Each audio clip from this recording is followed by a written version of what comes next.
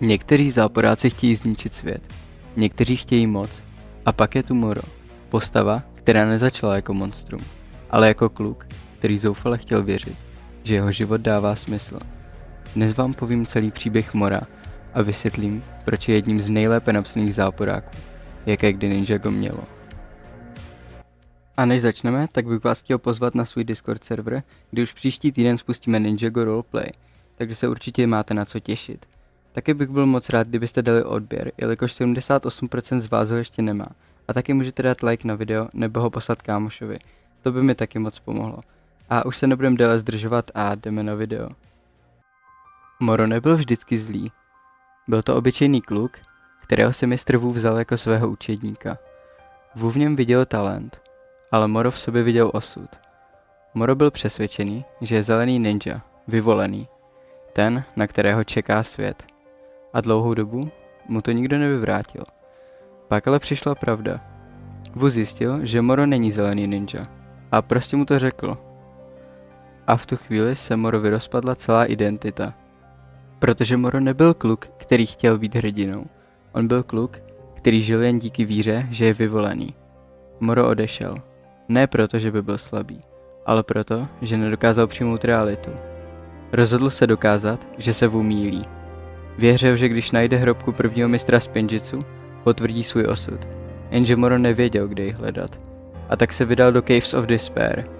Ne proto, že by tam hrobka byla, ale protože zoufalý Moro potřeboval věřit, že jde správným směrem. Byl to omyl. Caves of Despair nebyly odpovědí. Byly jen dalším důkazem, jak moc byl Moro ztracený. A právě tam Moro zemřel. Ne jako padouch, ale jako kluk, který se snažil dokázat, že jeho život měl smysl. A protože zemřel s touto posedlostí, nebyl schopen odejít dál. Moro se vrátil. Jako duch. Moro se vrací bez těla, bez klidu, bez budoucnosti. Je poháněný jedinou myšlenkou.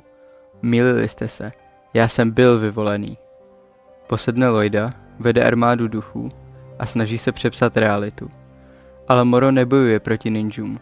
Bojuje proti myšlence, že možná celý život žil pro lež. No, a proč je Moro tedy tak dobrý záporák? Není zlý bez důvodu. Moro nechce zničit svět. Chce dokázat, že jeho život měl smysl. A to je děsivě lidské. Moro je vlastně tragická postava. Není zničen nepřítelem, je zničen očekáváním, kterému nikdo nepomohl unést. Když mu bylo řečeno, že není vyvolený, tak mu nikdo neřekl, kým má být místo toho. A vlastně je takové temné zrcadlo Lloyda. Moro je to, čím se mohl Lloyd stát. Oba byli trénováni Wuem. Oba nesli tíhu osudu. A rozdíl? Lloyd měl přátele. Moro měl jen jediný sen. Další věc je atmosféra. Moro nekřičí, nevysmívá se, je tichý a chladný. Jako minulost, která se odmítá pustit. A pak přijde moment, kdy Moro poprvé přestane bojovat. Přijme pravdu. Přijme, že nebyl zelený ninja a udělá správné rozhodnutí. Ne protože by byl poražen, ale protože pochopil. Ale Morův příběh tímhle nekončí. V Ninjago Dragon's Rising ho vidíme znovu. Už ne jako posedlého ducha, už ne jako padoucha, ale jako někoho, kdo se dokázal posunout dál. Pomáhá, jedná bez ega, nepotřebuje dokazovat, že je vyvolený. A to je jeho skutečné vykoupení. Ne změna strany, ale změna identity. Moro není jen záporák, je varování. Ukazuje nám, co se stane, když postavíme celý svůj život na jednom snu. A nedokážeme přijmout, že nebyl pravda.